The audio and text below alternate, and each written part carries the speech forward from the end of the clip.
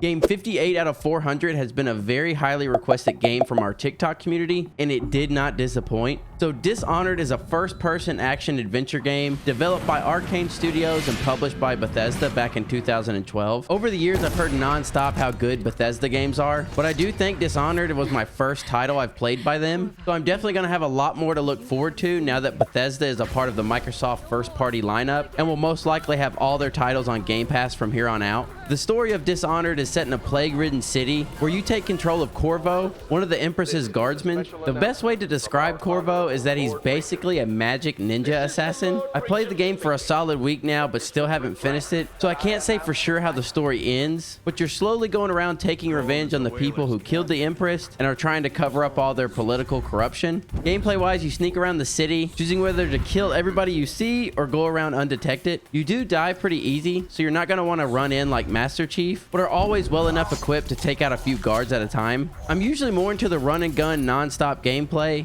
but this title honestly made sneaking around a lot of fun. Now, I wasn't the greatest at being stealthy, mainly from just getting impatient and just attacking everyone I saw. But after a mission or two, I started to figure out how everything worked and was able to score a little bit better.